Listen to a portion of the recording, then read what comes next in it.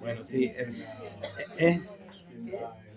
Ya, bien, ya está grabando, así que... Sí, bueno, sí, si me dejas, era la idea. Buenas tardes, bienvenidos a la presentación de este libro, Otras lecturas de Cortázar, de María Ángeles Fernández, con prólogo de Julio Ortega. Esto está editado por uno de nuestros sellos editoriales, Centro Editor, en la colección Crítica y Pensamiento, creo que es el número 6, si no me equivoco. Y bueno, agradecer también a Daniel Mesa Gancedo, que haya venido especialmente desde Zaragoza a presentar el libro, y por supuesto a María Ángeles Fernández por querer publicar el libro con nuestro sello y querer presentarlo aquí. Así que bueno, nada más, le paso la palabra, supongo que a Daniel, ¿no? Bien, claro, la tomo con gusto, y la primera cosa que tengo que decir es gracias. Gracias por haber contado conmigo para esta ocasión. Espero que sea un diálogo, aunque he traído algunas notas. Confío en que María me cortará en cualquier momento y la cosa toca avanzar en diálogo, ¿no? Lo que se trata y lo que Cortázar provoca, y la prueba está aquí.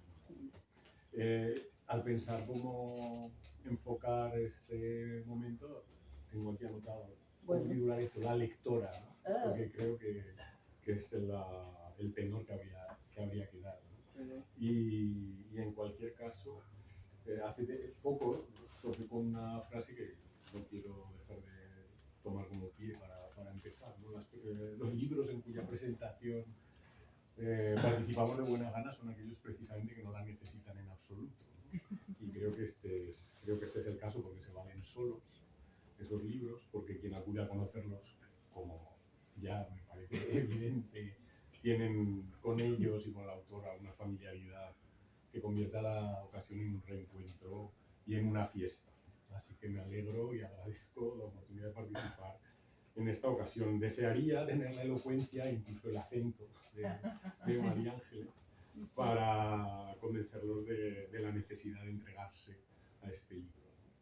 Y el verbo no es casual tampoco, porque es una palabra que María Ángeles repite en varios lugares del libro. Hola. Y fui anotando algunas ideas al hilo de la lectura. Quizá la primera, no sé si me voy a atrever a decirlo, ¿no? Quizá que Cortázar, me parece una obviedad, no fue capaz de imaginar a María. Qué divertido. De alguna forma. Y bueno, claro, es una derivada de una idea ya antigua y bien establecida, de la que María Ángeles también parte en su enfoque, ¿no?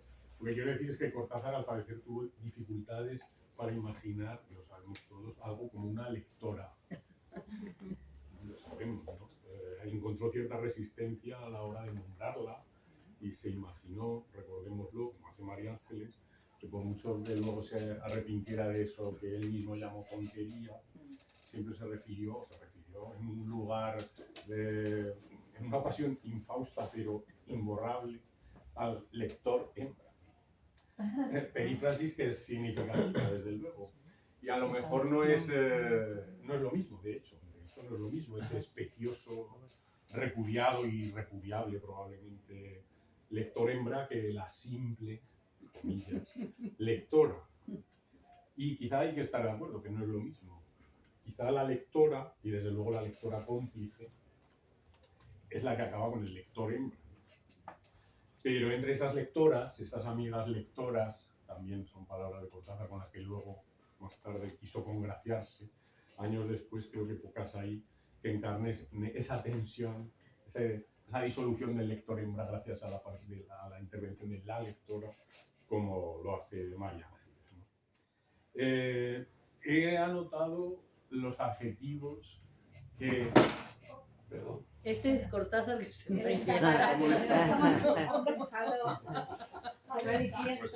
Pues entonces casi paro. No. Eso está contento. ¿Está contento?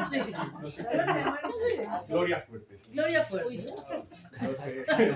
Una chica. La lectora. Sí, eso, la lectora. Se ofendió por lo del lector hembra. Por eso, sí. Curiosidad. No, anotaba los adjetivos que María Ángeles aplicaba a esa figura de lectora. Algunos, ¿no? Obviamente sí, presentándose como lectora cómplice, ¿no? Más allá. En el título de uno de los ensayos que incluye en la solapa en varios lugares.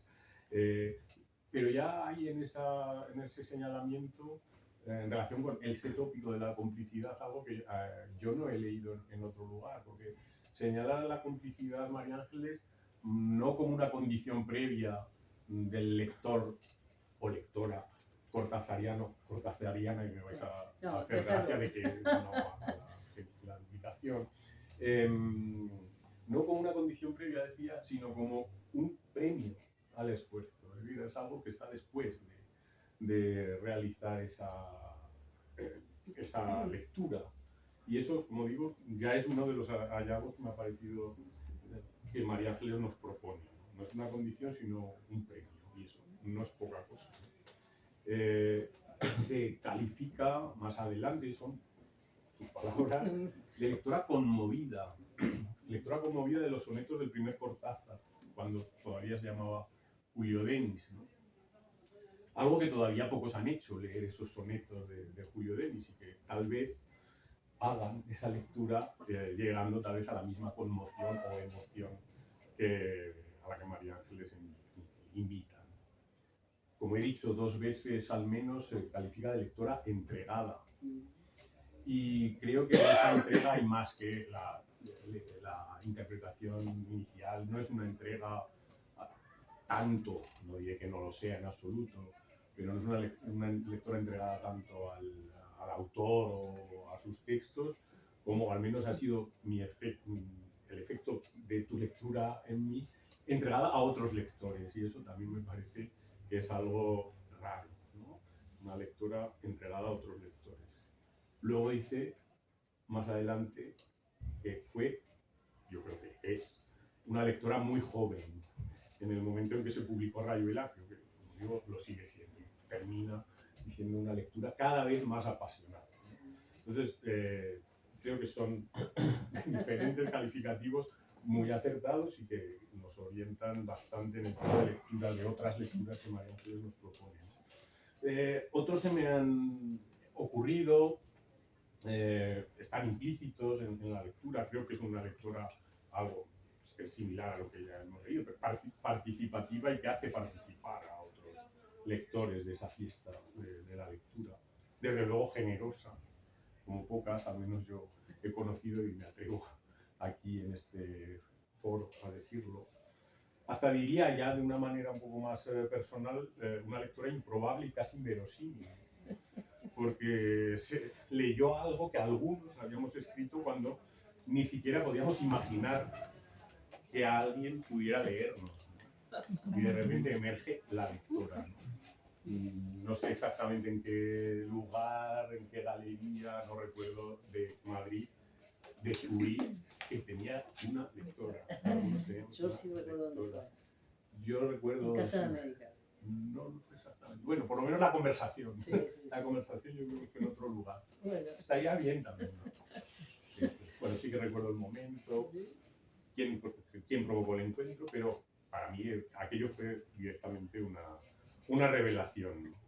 Y puesto que el libro se propone como otras lecturas, si sigo un poco tirando de ese hilo, la revelación de la lectora inverosímil, casi diría que desde hace ya algún tiempo María Ángeles, en mi caso, o desde mi perspectiva, es la otra lectora, no la otra lectora, esa que uno siente que cuando cree que está leyendo solo algunas de las cosas, particularmente sobre Cortázar, pero ya no solo sobre Cortázar, sabe que hay otra lectora que probablemente está leyendo lo mismo, aunque sea de otra forma, ¿no?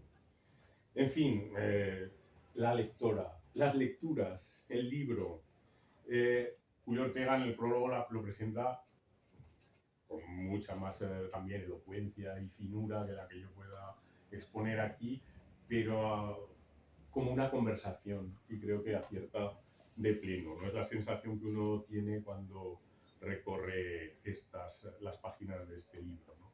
7 capítulos, describo algo un poco porque me parece que puede ser una manera de entrar en esas lecturas, es señalar algunos de esos rincones que María Ángeles nos ayuda a iluminar de otra manera, ¿no? 7 capítulos, que son ensayos, que son relativamente recientes, todos de este siglo, de este siglo XXI, quiero decir, las fechas. Sí. Y en ese sentido, pues nos actualizan también, ¿no? el acercamiento. Algo que María Ángeles nunca ha dejado de hacer, ¿no? Estar pendiente de qué pasa con Cortázar, ¿no? En cada momento. Y un multílogo, ¿no? Una palabra que no había yo leído, que merecería ser cortázariana quizás, pero existe, ¿no? Existe en el diccionario, así que también agradezco el uso de la palabra, ¿no? Todos los capítulos, ensayos, son ejercicios de lo que me parece una sensibilidad exquisita, ejemplo de algo que hay muestras explícitas en determinados pasajes de un cuidado para los textos que también es para con los textos, que es raro. Para que en ningún momento se fuerza el texto, como quizá algunos tengamos ya el vicio de hacer. Un texto, sin embargo, que nunca queda de lado, porque siempre se apoya en esos textos, ¿no? Para iluminar, como digo, rincones que podrían habernos pasado desapercibidos, ¿no? Son invitaciones a la lectura también, es una expresión que en pocas ocasiones me parece que se pueden usar con más propiedad, ¿no? Que en este momento. Empieza María Ángeles, voy señalando quizá y me paras en cualquier momento. Bueno, yo señalo esos vislumbres que después de haber leído mucho sobre Cortázar, todavía saltan de páginas como estas, ¿no? El primero, bueno, Cortázar, sin duda, Buenos Aires, la ciudad, amor y melancolía. Por los títulos, uno, si ha recorrido el universo cortázariano, diría que los títulos no son sorprendentes, las sorpresas están más allá de los títulos, ¿no? Y la lectora que presenta, por ejemplo, no voy a recorrer ni a resumir, sino, insisto, señalar esos rincones. La lectora de este primer capítulo, pues es además una lectora implicada, y no solo de este, aparece en otros lugares, eso ya sabemos, es un concepto que se inventaron algunos alemanes, austriacos, que hablaban de lectora implícito y mal traducido. No, es lectora implicada, pues pocas lectoras implicadas como aquí, al hablar de la ciudad, nos subraya al pasar, punto de fusión entre Cortázar y María Ángeles, el trastierro, ¿no? Pues no es lo mismo leer algo sobre la ciudad cuando lo escribe alguien que reconoce esa implicación con el autor que cuando lo escriben otros, ¿no? El segundo de esos ensayos o de esos capítulos sobre la música de jazz en la obra de Julio Cortázar. Hemos leído muchas cosas sobre alguna tesis sobre Cortázar, más de una tesis sobre el jazz en Cortázar, incluso nos hemos atrevido a escribir alguna cosa sobre eso, pero nada tan familiar quizás como lo que María Ángeles expone, sin resultar pedante en ningún caso, ni pesadamente familiar, aunque parezca la tía Eti por ahí nombrada. Es decir, esas figuras que, de no ser por una lectora como la que es María Ángeles, pues quedarían perdidas o oscuras, ¿no? Establece siempre conexiones entre textos y haciendo también gala, no digo alarde, pero gala sí, de esa condición de periodista. Nos da el dato, nos lo busca, y la pesquisa, ¿no? Y algo de buena periodista y nada menos en estos tiempos, ¿verdad? Noticias recogidas oralmente entre los que trataron a Cortázar, o nada menos, y esto es primera gran sorpresa, por ejemplo, ¿no? Búsquedas de archivo, acreditaciones de canciones de Cortázar en la Sociedad de Autores Argentinos, ¿no? Luego dice que ya no es capaz de hacer trabajos de profundidad. Pues no sé si hay algunos sitios más profundos que a lo mejor esa Sociedad de Autores Argentinos, ¿no? otro... Jules Cortázar. El capítulo central, quizá me parece el tercero de Cortázar, del lector al escritor, ¿no? Cortázar como lector que transforma lectores, esa me parece que es otra de estas iluminaciones, ¿no? Que nos hace leer de otra manera distinta a la que habíamos leído hasta ese momento, ¿no? Y seguramente son los autores que más merecen la pena. Y María Ángeles hace esa metalectura y nos pone también en esa pista.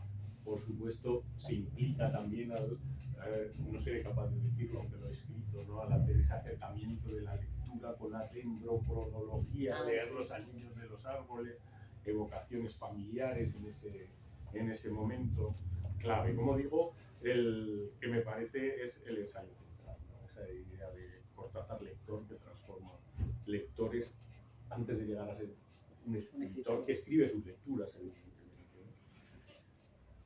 Otro lugar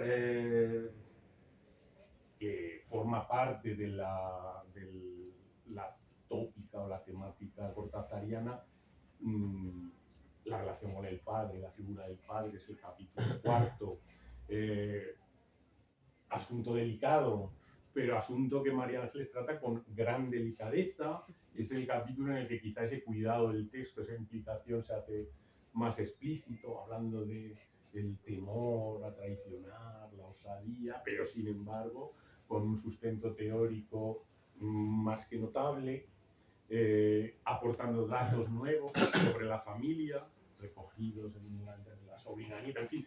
Yo lanzo, puedes pararme y hablarnos de la sobrina nieta, del abuelo materno de Cortázar, seguramente será mucho más interesante de lo que yo pueda hacer aquí, pero son esas, como digo, esas chispas, ¿no? Que van saltando de estas páginas, las referencias al padrastro, o conexiones en las que ahí me he sentido particularmente implicado como lector cuando de nuevo María Ángeles pone el foco sobre la poesía y ese poema Los Cortázar, que creíamos haber leído algunos reiteradamente desde hace muchos años, y reconocíamos lecturas y de repente decimos, ¿y León Felipe? Ahí, caramba, León Felipe. Habría que volver a leer a León Felipe al lado de Cortázar. Otra chispa que salta ahí. Neruda, obviamente también ahí, pero para mí pues esa mención cobra particularmente valor. Vuelve la idea del lector en el capítulo Aproximación a la idea del lector cómplice en Cortázar, y cito ahí literalmente algunas palabras porque me parece que son la base, consuenan con la del capítulo, 2 capítulos antes, pero ahora son tus palabras. Imposible concebir a Cortázar despojado de su intensa y extensa formación como lector. Ya está, ¿no? Y aquí tenéis cerca los libros de Cortázar, ¿no? Y la guardiana de los libros también. La cuidadora, vamos a decir, la cuidadora. La madre como primera lectora, esa es otra figura clave. Como primera lectora cómplice, no dice lectora lectora cómplice, que me parece muy interesante esa idea, y ahí quizá la complementaría también como lectora rival, no solo cómplice, ¿no? En cierta idea, ¿no? Porque esa desconfianza respecto de cómo pudo escribir. Lectora cómplice porque le permite leer cuando al niño Cortázar le prohíben leer, pero cuando le da los primeros textos supuestamente escritos, todo esto María Ángeles luego lo conoce muy bien y luego duda, ¿no? de que eso haya sido así, de que esos textos sean ese escritor que ya había leído tanto, ¿no? Bueno, el capítulo que quizás es más descriptivo es la reseña sobre las cartas a los Jonquière, pero acota de nuevo la importancia de ese epistolario particular con esos amigos tan connotados, ¿no? Y nos permite volver a leer episodios vitales reordenados que es necesario, a los que es necesario volver, ¿no? La propia edición del epistolario ya nos hace un trabajo muy importante, y si además nos acompaña una lectora como María Ángeles en su repaso, pues es clave. Y llego al final, al último capítulo, no sé si será pensado que sean 7, ¿verdad? Números mágicos, no sé. Esos números mágicos. No, hablamos de la superstición. Ah, sí, no soy supersticiosa. No, pero bueno, pero da igual el número de los capítulos, y evidentemente lo que importa es lo que cuentan, y este último es, digo, la apoteosis, ¿no? Pero bueno, el encuentro, Borges Cortázar, sobre el que María Ángeles ha escrito, ya lo habíamos leído, ella lo dice, ¿no? Se podían leer estos trabajos en otros lugares, pero ahora no hace falta que nos perdamos buscando por ahí, los tenemos aquí. Desde luego, ¿no? Ese libro, ese capítulo que fue un librito primero, me parece también iluminador de una cuestión que parece tan sabida, tan mencionada, tan trabajada, y sin embargo, ¿no? Sin embargo, primero negar la rivalidad, algo, un concepto que aquí ha salido, pero bueno, María Ángeles hace eso también, ¿no? Desmontar tópicos que son recurrentes. Luego hablamos de algunas pistas que han quedado abiertas por ahí, que seguro que has avanzado desde nuestras últimas conversaciones al respecto, pero vemos, ¿no? Es decir, desmontar ese tópico. Bueno, Borges, Cortázar, o eres de uno o eres del otro. Boca de arriba. Pues no, y además porque ellos evidentemente eran el uno del otro, por así decirlo, ¿no? Y lo muestra bien. Aquí María Ángeles con, insisto, datos que o no conocía o había minuciosamente olvidado, como decía Borges, ¿no? Ese encuentro en el Museo del Prado. Eso me lo contó María Kodama. Pues ya lo tenemos aquí testimonial, yo no lo conocía, ¿no? Muy agudo, para mí el señalamiento de las simetrías, que es algo que tampoco uno piensa en Borges, piensa en simetrías, piensa en estas parejas y parece mentir, pero había que decirlo y mostrarlo, ¿no? La noche boca arriba como encuentro simétrico del sur.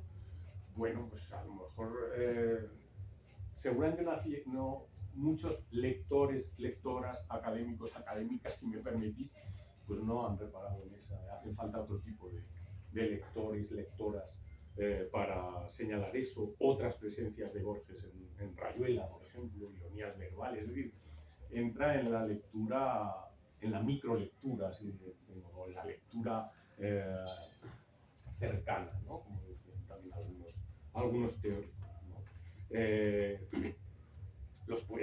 Otra vez la relación del poema Los Borges con el poema Los Cortázar, que antes hemos matizado, hemos señalado, o la matización necesaria, creo, de la posición ideológica de Borges, que es otro de esos tópicos que circulan, pero que hace falta saber y decir e ilustrar. En otro lugar está recogida la entrevista, ¿verdad? Aquí no está recogida, pero tenemos la pista para llegar a ella fácilmente, ¿no? Y en el ultílogo, como digo, pues nos da la pista de dónde han salido todos estos trabajos y vuelve a confesarse esa condición de lectora entregada. Pero como digo, al llegar al final esa entrega ya es entrega a otros lectores, ¿no? En fin, conclusiones.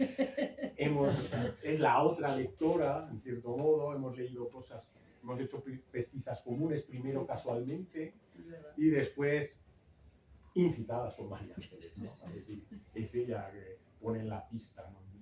Mira lo que he visto. Yo soy una pedigüeña. Bueno, soy una pedigüeña, ¿a que sí? No, es entregada. Yo creo que es. O una pedigüeña entregada, en fin, que algo por el mismo, ¿no? Y del fake, ese fake del Cortázar, por decir, ¿no? Ese fake del Cortázar falangista, que todavía hemos leído hace 10 días, ¿no? Aún nos vamos a dar un email y otra vez esto. O las huellas, esta pesquisa está abierta, supongo, aunque yo creo que tú la cerraste, sobre el terreno, ¿no? Sobre el terreno, cerrado. Sí, bueno, pero cosas que se leen. Cortázar, profesor, en azul. En azul. Pero a ver. Esto no es verdad. Bueno, pues se lo pregunta uno a María Ángeles y fui azul. Y fui a. No, ojalá, dicen los profesores del colegio, ojalá hubiera dado clases en azul. ¿En el Nacional?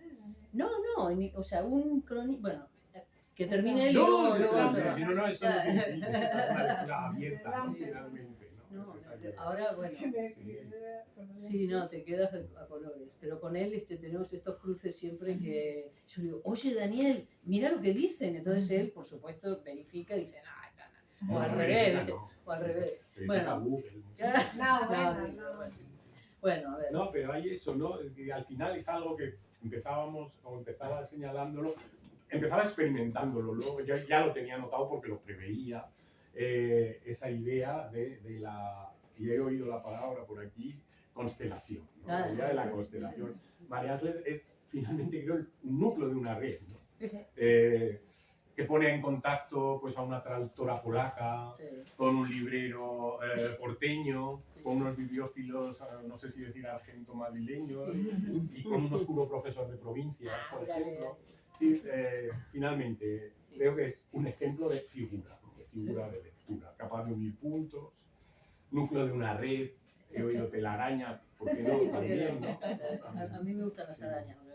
Bueno, tenía anotado quizá un sol de lectores, un sol de lectora, no lo sé. En cualquier caso, un gran mapa en este libro de esa constelación que yo agradezco. Ay, yo que sé, vamos a aplaudir. ¿No? No.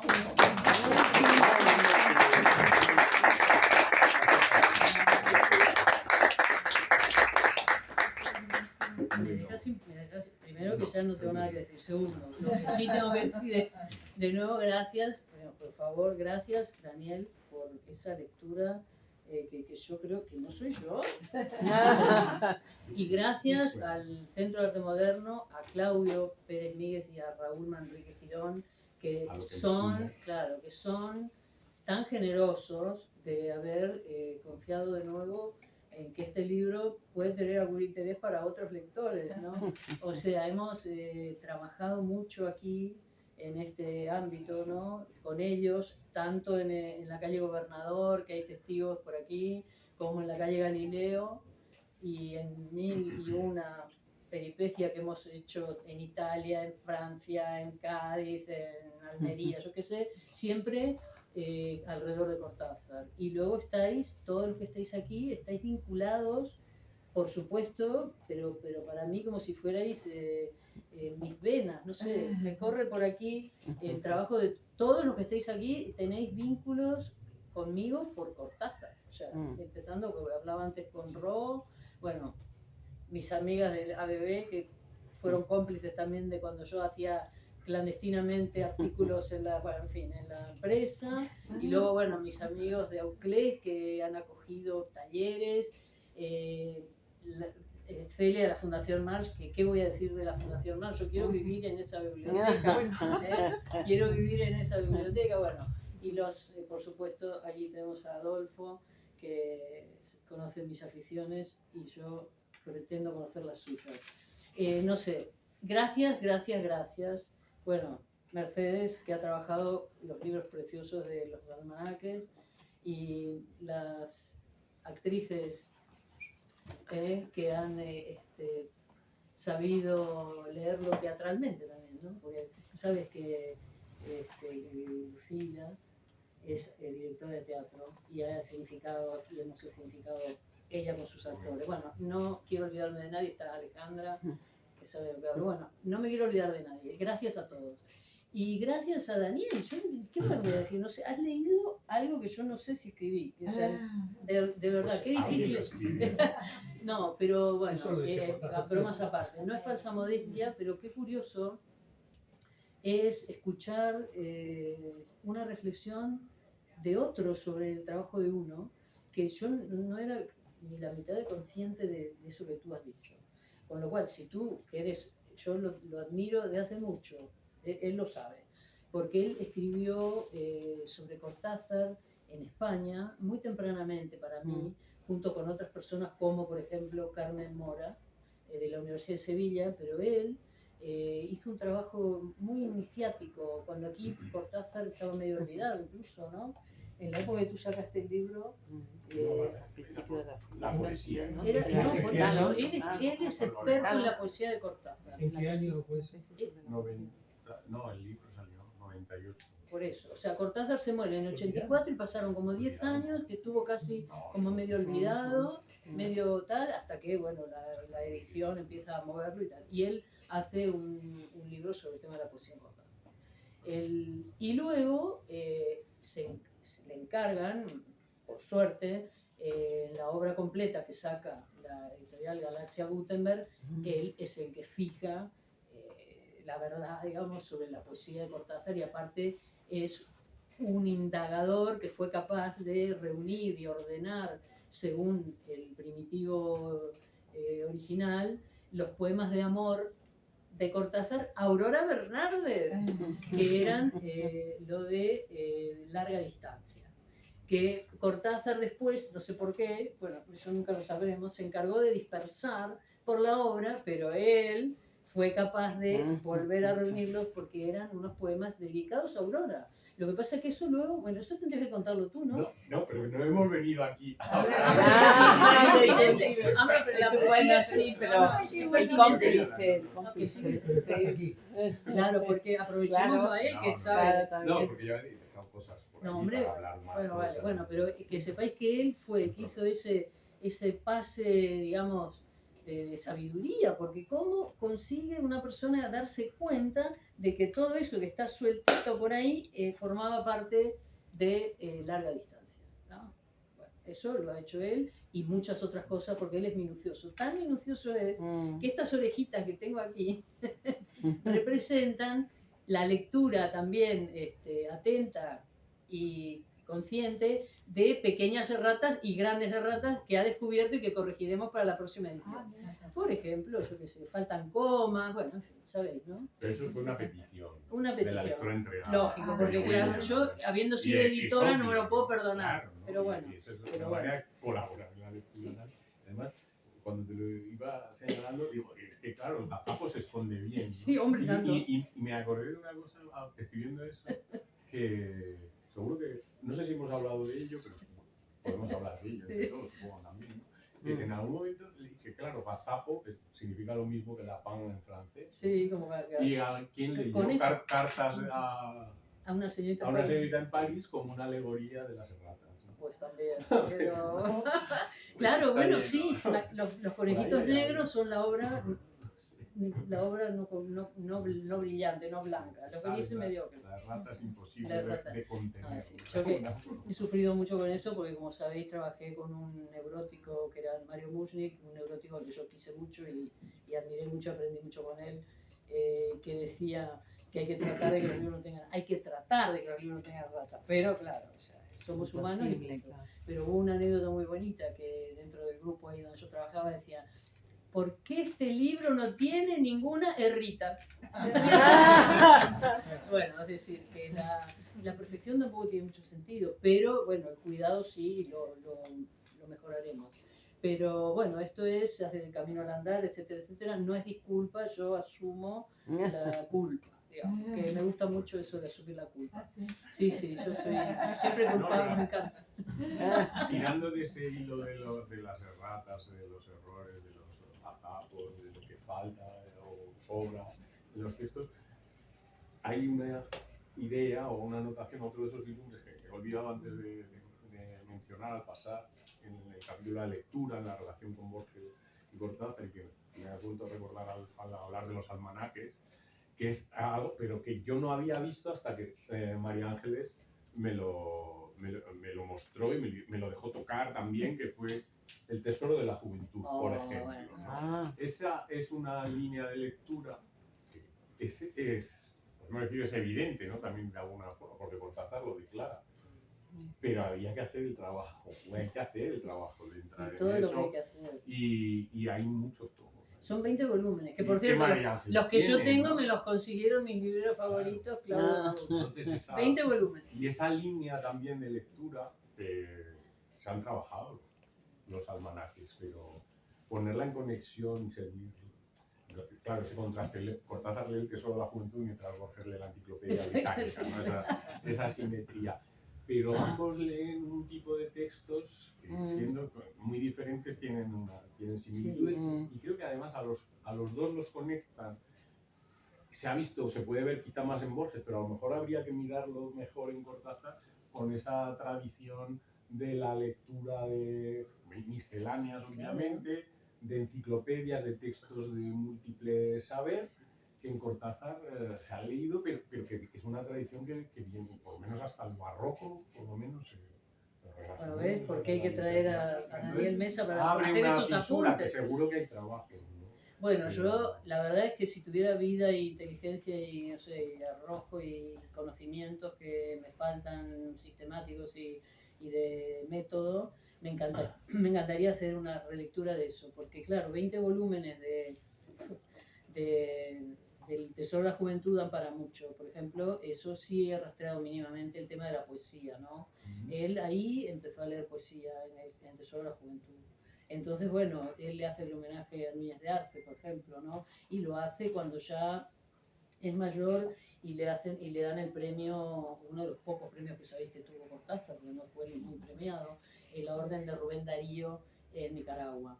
En la Nicaragua de antes, no en la de ahora. ¿No? Ahora no creo que le dieran nada. Nunca fue muy mayor. Nunca fue muy mayor. Gracias, siempre fue como un niño grande. Aparte, bueno, pareció joven. Claro, sí, es verdad. Era más joven que yo cuando murió, fíjate, de verdad. No había cumplido 70.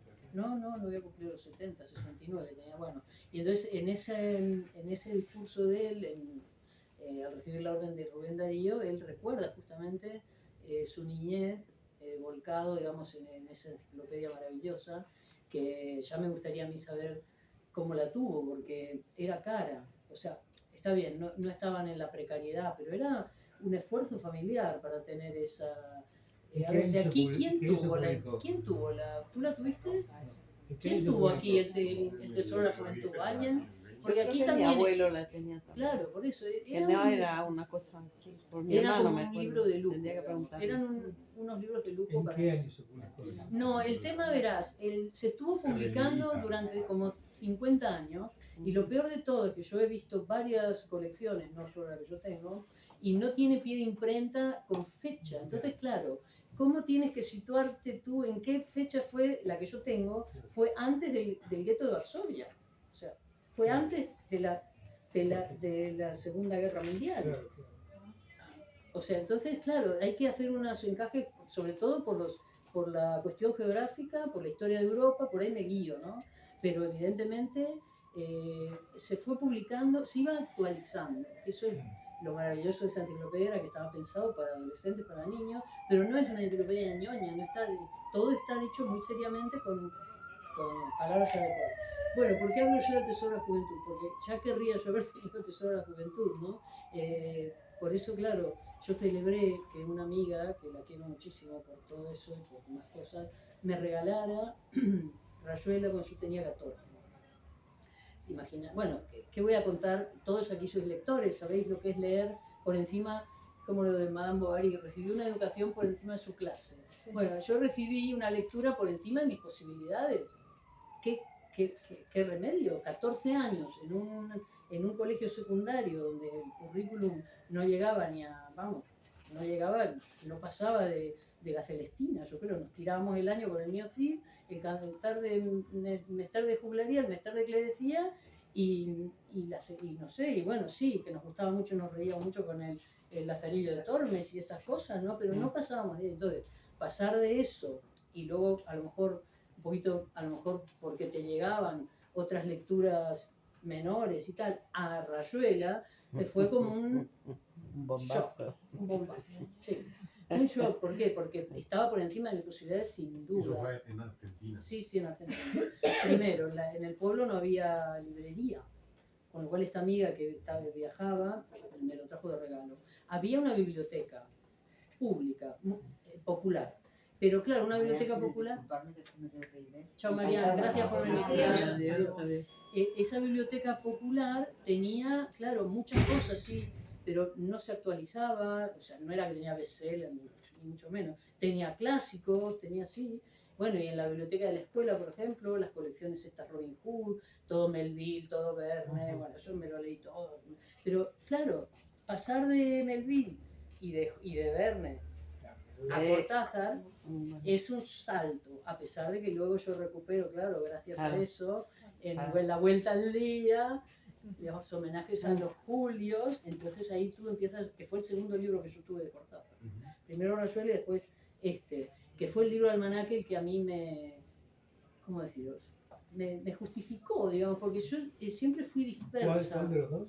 ¿Cuál de los dos? La Vuelta al Día. La Vuelta al Día en 80 mundos me justificó, digamos, como persona, porque yo era dispersa, o sea, y era dispersa y distraída y estaba con 20 cosas a la vez y tal, pero ese libro dije, pero esto es como soy yo, o sea, este libro me justifica absolutamente. Entonces ya no tuve más, claro, porque empezaba una cosa, ¿entiendes? O sea, ¿no? Y bueno, y con las lecturas igual, yo leía, le saqueaba la biblioteca a unas amigas, a los 13 años había leído el de Camerón, también, qué desastre. O sea, claro, es que no estabas preparado para eso, porque no tenías alguien que te guíe, ¿no? Pero cuando llega Rayuela, ahí empiezo yo a anotar unos nombres que eran para mí inaccesibles y eruditos. Y por supuesto, no entendí nada de Rayuela, de la filosofía, todo eso no entendí nada, pero me supuso un shock, digamos, un sigma, como yo digo, con el resto de lecturas. Es como que alguien te dice, hay otras cosas en el mundo, como un descubrimiento. Entonces, claro, yo eso no puedo dejar de ser agradecida, porque es el azar que te hace, que te provoca eso, ¿no? Una amiga que tenía la posibilidad de viajar y traer tu libro, pero ese solo libro ya te transforma como lector. Y también te confina a la soledad, eso también hay que decirlo, porque ¿qué pasa? Yo no digo que me volví pedante, pero casi seguro, porque claro, porque yo quería compartirlo y ni mi profesora de literatura lo había leído. O sea, no tenía con quién hablar de esto. Y eso es una soledad horrorosa. Es como tener un secreto. Era como un secreto y no era un secreto. Yo iba con el libro a todos lados y no era un secreto. Entonces, por eso yo creo que lo que he tratado siempre es de buscar cómplices para hablar de las cosas que a mí me gustaban y me interesaban. Encontraste mucho. Encontraste mucho. Sí, bueno, pero estáis todos aquí, que son mis cómplices de alguna forma, espero serlo yo también a la inversa, ¿no? Y luego eso de que, como luego mira por dónde, termino trabajando en una institución que se dedica a investigar la lectura, ¿no? En todas sus formas, en la biblioteca, en fin. Y ahí hubo muchas cosas que a mí me enseñaron mucho dentro de lo que fue el trabajo de lo que significa justamente estudiado por neurobiólogos y de la lectura compartida, ¿no? Y de la lectura en voz alta, que es otra cosa que yo cultivo. Si los que habéis venido a los talleres sabéis que aquí se lee en voz alta, que los vamos a retomar en breve. Entonces, o sea, no sé qué más decir. ¿No? Sí, quiero decir una cosa. Como él ya lo fue desgranando, ¿no? Pero aquí hay 3 de los artículos que están aquí que los publicaron Claudio y Raúl en el año 2005. Fue un trabajito que no lo traje, no lo tenemos porque se agotó. Un libro artesanal con 3 cuadernillos que luego yo he ido retocando, claro, porque vas encontrando cosas y tal. Entonces, no, por favor, no es una estafa, es una recreación de las lecturas. También lo mismo me pasó con el Borges y Cortázar. Cuando yo escribí el primer Borges y Cortázar, empecé a tirar del hilo y luego, claro, cuando tú empiezas a meterte, encuentras, las cosas vienen a ti, entonces empiezan a llegarte cosas. Y claro, las tienes que agregar. Luego resultó que Claudio quiso publicar eso aparte y entonces agregamos una cosa que a mí me sabía mal, que hubiera quedado en el olvido, que era una entrevista que me tocó hacer, porque yo trabajaba en una agencia, cuando a Borges no le dieron el Nobel, ¿no? Y entonces me mandaron a mí a hacer la entrevista, yo no sabía, bueno, sabía quién era Borges, sí, pero me fui así sin preparar nada y claro, ¿qué entrevista salió de ahí? La entrevista de una ignorante que no sabía ni qué preguntarle, pero él fue tan generoso. Vuelve a intentarlo más tarde. Él fue tan generoso que soslayó eso y se lució maravillosamente como la gran persona que era. Y además ahí fue cuando, yo no sé cómo fue que saqué la pregunta y él dijo algo que hasta ahora nunca había dicho, hasta ese momento no había dicho, que fue condenar abiertamente a la Junta Militar. Pero claro, eso al día siguiente eran así, letra catástrofe. Pues ni tan mal, ¿no? Pues ni tan mal, claro. Fue eso lo que pasó. Entonces, esa entrevista quedó ahí, perdida, digamos. Menos mal que me traje la cinta grabada con su voz y un día la desgrabé. Y entonces Claudio dijo, claro, eso podríamos meterlo. Y entonces en la edición del libro está la entrevista donde a mí me gusta que esté dicho, porque siempre se ha dicho que Borges, como se fue a almorzar con Pinochet, claro, que mal hecho, ¿no? Mal asesorado, mal hecho, ¿qué vamos a hacer? Pero bueno, él pensaba que no podía ser maleducado, esas cosas que tenía él, ¿no? O que los militares no podían ser asesinos, porque su abuelo había sido honesto, bueno, esas cosas. Sin embargo, él luego, claro, cuando sabe, cuando le informan debidamente de lo que estaba pasando, que fueron las madres a su casa a verlo, él lo dice en el detalle, lloró, porque él no sabía lo que había pasado. Pero no solo eso, luego en el año 85, asiste a un juicio oral contra las juntas militares cuando Basterra, que fue el fotógrafo que sacó los negativos de la ESMA, donde estaba chupado, como se decía, o sea, estaba detenido, desaparecido, clandestinamente él sacó los negativos que le hacían hacer de las fotos, que fue lo que sirvió para demostrar que la gente había estado presa y torturada. Entonces, Borges asiste, como Victorio Ocampo asistió al juicio de Nuremberg, él asiste al juicio oral y escribe un artículo demoledor que se publicó en El País, por cierto, está en el archivo del País, lo podéis buscar, que se llama la fecha, ¿no? 24 de julio, creo, 25 de julio, no me acuerdo, yo no tengo nada de memoria para la cita. Entonces eso, yo lo cito porque desmonta la idea de que Borges era cómplice, ojo, cómplice, se ha dicho que fue cómplice, de ninguna de las maneras.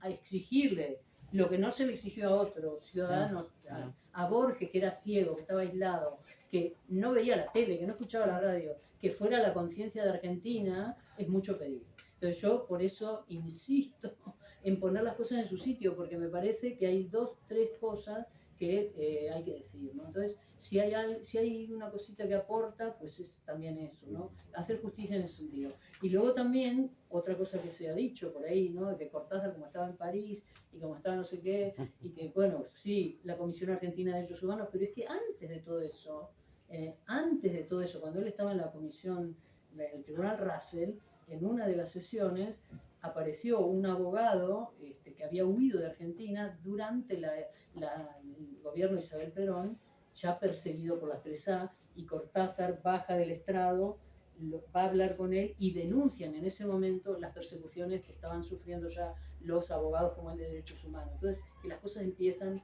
un poco antes, ¿no? Entonces, bueno, cuando yo voy encontrando esos datos, no solo es lo literario. A mí me parece que Cortázar y Borges eran hombres éticos. Sí. Y a mí eso sí me importa. Claro. Me importa porque yo no puedo leer de la misma manera. No. A ver, ahora no se puede decir esto, ¿no? Que no puede ser políticamente correcto lo que digo. Pero quiero decir, yo quizás lo leería a Cortázar igual, aunque él se hubiera equivocado como cualquier persona en cosas. Y lo leo a Borges, me da igual. Pero claro, llega un punto que uno valora más todavía ser sus lectores porque fueron hombres éticos, ¿no? Es la inversa. Y de hecho ahora estaba acordando tampoco es que yo tenga muy buena memoria, pero la necrológica que creo que se publicó en El País también, de Cortázar por Borges, que titularon Fuera de la ética, la superficialidad, que siempre la interpretaron como una censura de Borges a Cortázar, donde subrayaban al parecer la superficialidad, y tú leías el texto y dices, no, está subrayando la ética, y fuera de la ética no hay. Y Cortázar como ético, pero eso lo tomaron otros para decir, bueno, a Borges Cortázar le parecía. Sí, o cuando Borges... Lectura de mala fe. Claro, de mala fe. Claro, también las ha habido, claro. Cuando él dijo, no, porque Cortázar es comunista, pero, ¿en qué contexto y en qué momento? Pero bueno, no importa. Borges también lo fue. Borges también lo fue. Claro, y aparte Borges fue anarquista. Si vas al caso, claro. Así que no sé, bueno, Daniel, la verdad que yo quería preguntar también, has hablado de la entrevista de Borges, que fue casualidad y a Cortázar, y igual te lo he preguntado otra vez. Si no lo entrevistaste. A ver. Pero tuviste la oportunidad. ¿Qué va? ¿Pero cuándo? ¿Pero dónde? No sé. ¿Pero cómo? No, mira, verás. No, pero ahí hay una cuestión que es una frustración. Sí, no es casual. Nunca me crucé con él. O sea, si yo hubiera estado en el mismo lugar, primero no sé si me habría atrevido a hablarle. Claro. Pero segundo, quizá, no sé. Vamos a ver, cuando él iba, yo venía. Siempre pasó eso. Nos cruzamos o sea, vosotros sabéis, porque esto lo he contado, lo voy a repetir. Cuando Cortázar se viene definitivamente a Europa, se viene en un barco de bandera francesa que se llama Provence, como decía mi madre, Provence, ¿vale? Bueno, él se vino en el 51 y nosotros en el 57 lo tomamos en Barcelona y nos fuimos a Argentina con ese barco. Entonces yo transité los pasillos de la tercera clase. Ahí, bueno, y luego él iba y venía, pero claro, cuando él iba, yo vivía en la Patagonia. O estaba en la, qué sé yo, estaba en La Plata. No. Y luego cuando vino aquí, por ejemplo, varias veces, al Prado, por ejemplo, o vino en el 81, que tú habrás ido al famoso acto de la Plaza de la Villa, cuando hizo el discurso sobre las palabras y tal, yo no vivía aquí todavía. Luego cuando él venía, que iba a la casa de gente que luego yo traté, claro, pues yo estaba en la inopia, o sea, que no se dieron no se alinearon los astros. Igual no es de mala fe, pero igual también fue una fortuna, porque yo desde... Claro, si no, no hubieras hecho toda la búsqueda que hiciste. El caso de la figura cortazariana, mientras existía la posibilidad, aunque el azar no lo propiciara, de acercarse, muchos y muchas lectoras dieron el paso, ¿no? Y yo creo que hay una inflexión, por así decir, en la lectura de Cortázar, cuando ese paso, salvo cuando se materializa, no es posible ya darlo, ¿no? Es decir, que cuando el momento, que no sé cómo decía, me parece que Vázquez se lo oí decir el otro día, que decía, bueno, hay esos escritores que han tenido el mal gusto de no morirse todavía, ¿no? Para que cuando nosotros los estamos leyendo y no terminan de escribir o te contradicen o orientan cómo quieren ser leídos de una manera muy, muy, muy potente. Sí, al final creo que, en fin, yo, si no se hubiera cristalizado, quizá ni me habría aproximado, o sea, no sé cómo. Pero en mi caso... Sí. ¿Tú le conociste? No, es que justamente, bueno, conocí los textos, ya que estamos diciendo, justo el año que se murió. Pues que él es más joven, claro. No, es otra inflexión, bueno, no, tú eres más joven. Pero el momento de inflexión es ese, ¿no? Y entonces, durante algo, yo tampoco soy particularmente fetichista ni en ese sentido, ¿no? No, en el sentido de, ay, no, me gustaría coincidir con el autor, ¿no? Salvo en ocasiones. Pero sí que cuando ya empecé a leer y había leído mal, pues casi me alegro de no tener a lo mejor esa ansiedad de lectura, ¿no? Es decir, tengo que buscarla. Que yo creo que condicionó cuando empecé a leer a otros lectores y lectoras de Cortázar, se notaba mucho, ¿no? Esa ansiedad de decir, hasta que no he conseguido que me lea Cortázar lo que he escrito o que responda a la carta, etcétera, etcétera. Y por fortuna respondía a las cartas y ahora las podemos leer, ¿no? Pero ese momento es muy importante. No, yo solo te pregunto, ¿qué fue lo primero que leíste de Cortázar? Yo los cuentos. Algunos. ¿Pero por obligación? Yo creo que eso en algún lugar lo he contado en algunos de los textos que también tuvieron la generosidad de publicar, ¿no? Conté, yo creo que leía a Cortázar sin saberlo, ¿no? La primera vez. Creo que La señorita Cora era un cuento que se metía, que aparecía en los libros de lectura de primaria. De primaria. ¿De primaria? Sí. Bueno, EGB, ¿no? Igual. Sí, en la selección. El libro de Senda, que seguro que algunos pues ahí aparecía con letras verdes. Esa historia de la enfermera, que yo años después dije, ya la he leído. Y luego los cuentos. Me recomendaron algunos empezar por los cuentos y otros profesores, ya hablaremos a los cronopios, ¿no? Los cuentos. Sí, yo cada vez estoy más fanatizada. ¿Qué es lo primero que leíste de Cortázar? ¿Cómo? ¿Qué es lo primero que leíste? Fíjate. Por eso, pero no entendí nada.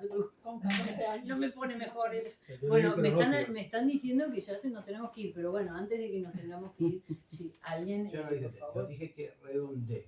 Que redondeamos. Bueno, redondear significa que de aquí venga algo hacia aquí. O sea que nos gustaría eso, compartir. Entonces, si alguien quiere hacerle una pregunta a Daniel, que No, sabe. te han leído. Así, lo que pasa es que aquí tengo, ¿sabes? Son incondicionales. No les puedo exigir más, no les puedo pedir más. No, gracias. ¿Queréis hacerle en serio una pregunta a Daniel? Lo que hablamos antes del libro. Yo no he venido. Lo de las Ah, poesías. yo he venido a hablar de mi libro. Bueno, si no, entonces nos citamos para otra ocasión. Sí, sí, con que libro o sigas sin escribiendo. libro. Y haremos talleres de lectura de nuevo. Eso. Eso vamos a hacer. Cuando pase la Semana Santa y todo esto. Vale. Sí, bueno, Sí. pero es que estuvo la pandemia por medio. Sí, eso es verdad. Claro, no se puede. Me decían, ¿por qué no lo haces virtual? No. La lectura Ay, no es igual. para mí Claro. tiene que ser en presencia, en voz alta, compartida y con caritas así. Sí, ¿No? Sí. ¿No es mejor? Sí. ¿Ves? Lo otro no es compartir. Claro. Malamente. Pero a ver. No, yo es una experiencia que no he ¿Ah, no? tenido, ¿no? Ay, hagamos uno en Zaragoza. Ay, bueno. Bueno, Itinerante. itinerante. Sí. Bueno, pues nada. Gracias. Muchísimas gracias.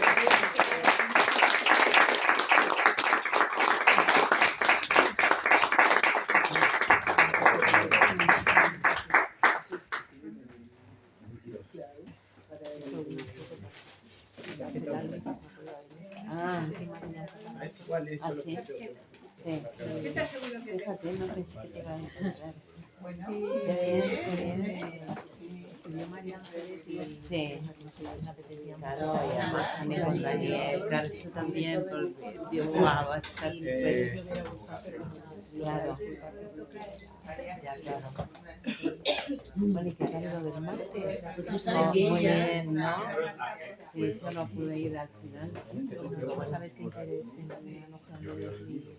¿Sabes no me qué? des colchón. Estaba mirando, ¿no? Como cambié el móvil. Sí, porque se lo ponía en la biblioteca, entonces estaba- Cada curso. Y me puedes mandar, porque te ha enviado el archivo en el WhatsApp tuyo y me aparece la lista. Pero es que, por favor, Me acabo de comprar. me parece que lo saco, pero si no me lo mandas por WhatsApp, me queda que pasa que quedó en blanco al cambiar el móvil. No es un ejemplar. No, te quería decir que hay. Sigue en UNICEF. Ya sabes para qué.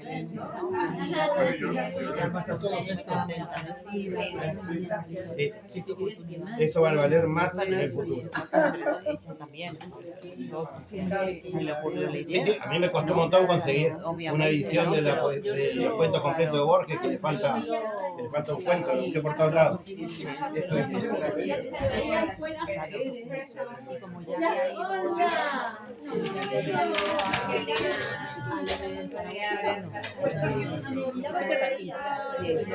cuando la volví a invitar a el podcast, pues claro, también en el momento de que le dije en alguna ocasión que a sus alumnos, no sé si se lo ofrecí. Espera, mira, Ah, cuando ahora pues habéis tenido coyuntura. Claro, además de eso, que de los alumnos, que son ¿Con tarjeta también? y también estos con Perdona, que estabas tú antes y te he pasado descaradamente. bueno, es que está escrito. Sí, claro. Es diferente. Ah, sí, Justamente, claro, la biblioteca es como una fuente La tuya de con tarjeta. recreación. Él te cobra. no iremos. O vamos a dormir el viernes a Ah, la bueno, última hora. bien, sí, que no todos los grupos. Sí, depende. Es que estamos pendientes de un teatro Vamos a mañana. sacarlos un poquito. Ay, sí, soy yo quiero. ¿Te doy vuelta? ¿Qué Se me favor. Muchas cosas de lo que ha dicho. ¿Verdad? Claro. Ah, Es igual, sí, y además, para- claro, es lo que pasa, que cantidades. ¿Por qué no está imprimiendo los tickets? No sé, porque estoy poniendo que ¿sabes qué pasa?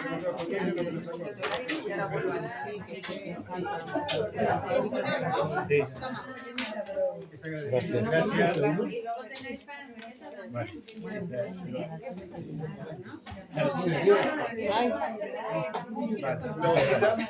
no me des porque me cabe y luego va a seguir. Sí.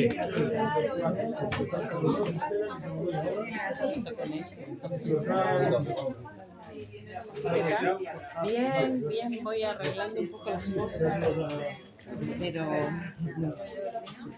estoy explotado, estoy sobre todo ahora también que bueno, pero bueno, también aprendiendo, porque como los obstáculos siempre pueden ser motivo de reflexión, sí, sobre uno mismo y el mundo que lo rodea, ¿no? También. Y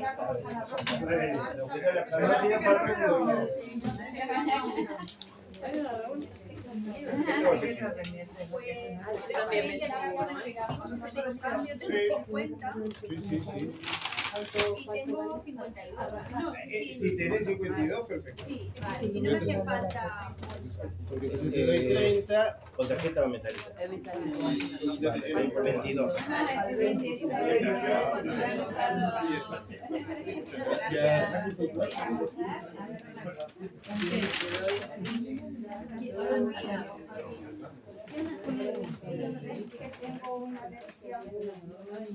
Yo tengo 52. Perfecto. Esto espera que toque darle 30. ¿Y el 30 ahí? Sí. Alejandra. Si tienen otros 30, Sí, sí, ahora se lo busco. Pero usted tiene el libro, no le falta el libro, No, ¿no? lo tengo en la mano el libro. Lo que pasa es que tengo que buscar el cabello. Yo creo que tengo. A ver.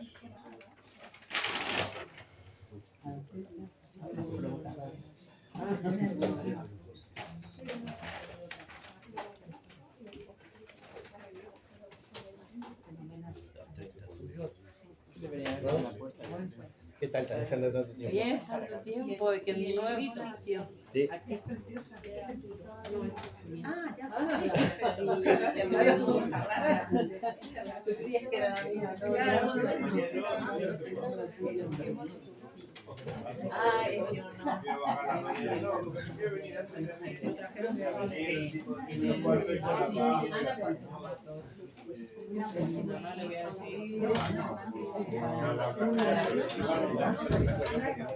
Si la molesta, sí la... No. Sí, por eso. Esto lo estoy sacando para que Ya esa, bueno, que yo más causal. Estoy un poco gripado, me levanté de la cama para venir acá, pero bien.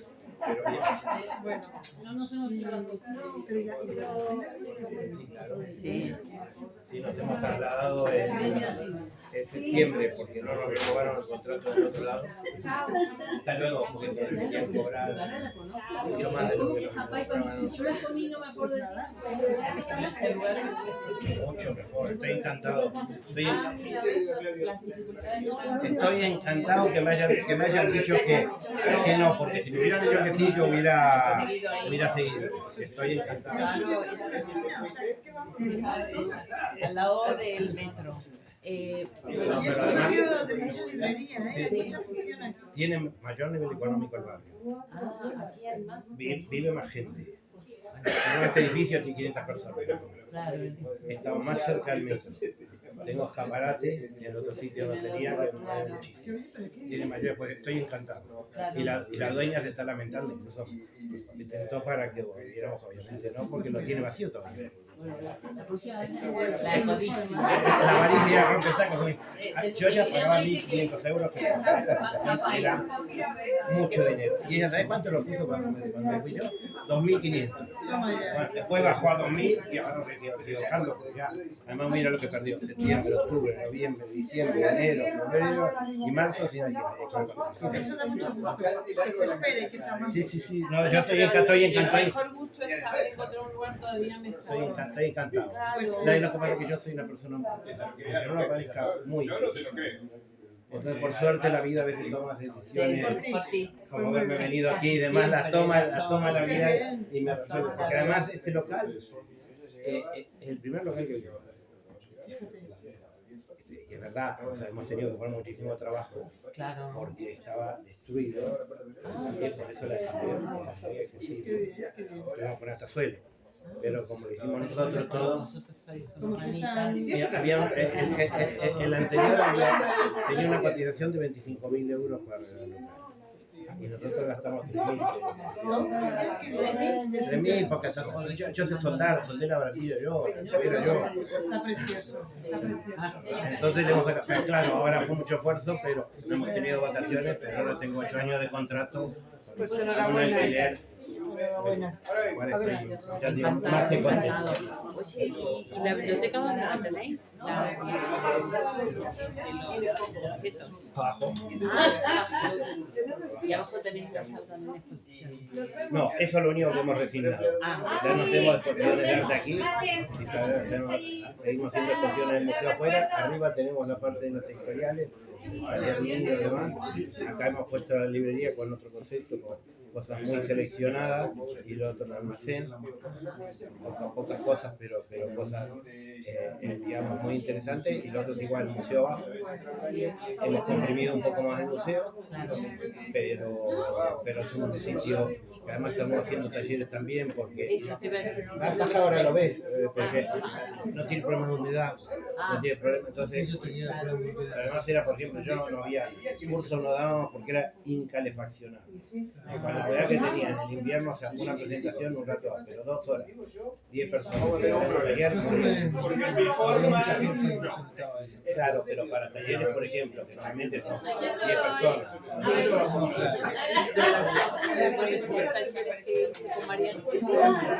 Claro, por eso después de arriba la habíamos desmontado.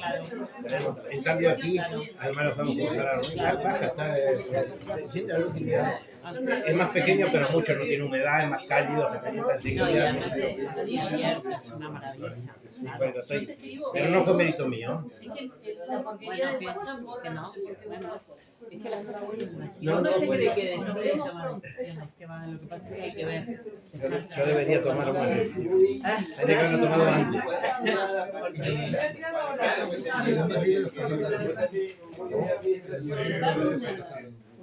Sí, lo nuevo por la web y lo viejo no lo veo porque lo tengo por internet. Ahora sirve un poco científico de parar. He buscado un poco más selecto de cosas. Sí, todo lo hacemos. Entonces incluso lo entrego a casa, que viene de Madrid. Pero lo tengo a la venta en esto, por ejemplo. Sí, dime. Yo quiero 3 libros. Claudio, Sí,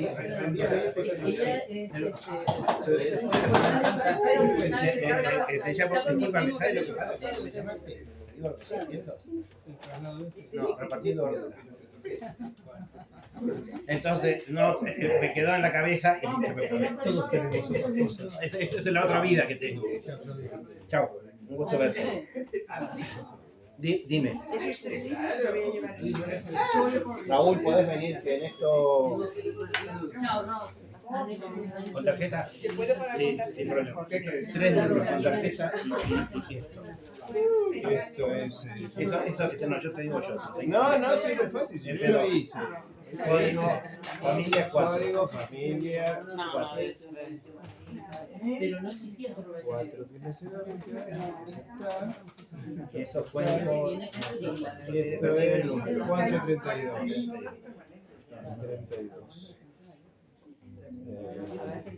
Pero a veces la gente de Ah, no, que tengo que ir acá a la otra página.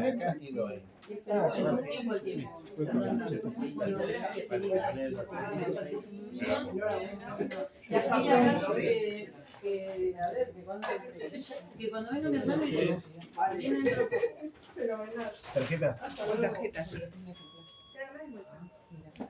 que es más clarito. Claro. Qué bueno. Con tarjeta. Claro, claro, que te dé otro. Sobre todo tú que te dedicas a los libros. Que los chicos No, esto es para mí.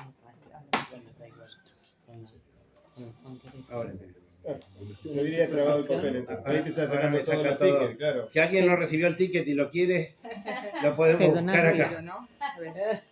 Os quería decir una cosa, es que algunas de las páginas están impresas más claritas y creo que es este ejemplar en concreto, porque lo hemos contrastado con otro.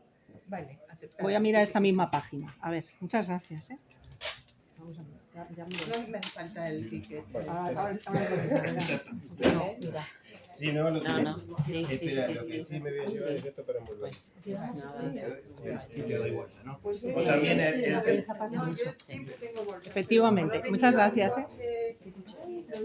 Pero vamos a ver, yo siempre soy defensor de bolsas de papel. Si no consumimos papel, nadie va a plantar los árboles para que hagan el papel, que da mucho más al medio ambiente que no mirar los árboles. Soy un gran defensor del papel. Es mentira que lo quedan anticolónicos y deforestas en la Amazonas. Pero si tú plantas álamos en tu terreno para papel, hasta que esos árboles se cortan, dan un servicio al medio ambiente tremendo. Otra vez, como arrancar y Diga, ¿cuántas quieres? bueno, que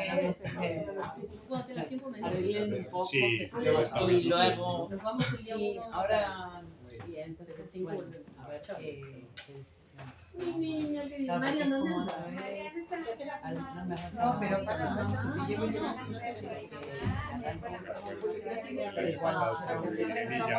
Ese es un punto de no retorno, quiero decir, ya se hizo.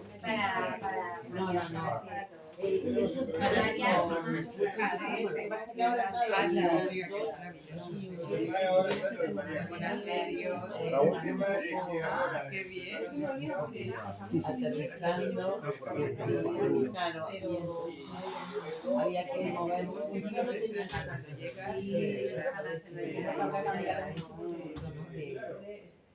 bueno, a lo mejor por ahí Eso lo obligas. No sé cuándo subiste. Este ticket que ha salido oportunamente, entonces nos ubicó con nosotros. Mi exalumno. Toma la copia de la tarjeta de lleno. estaba planteando otra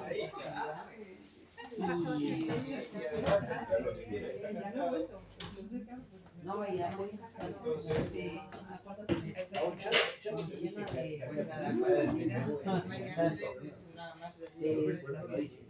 ¿Estaba la pila? No, no importa, voy detrás tuyo.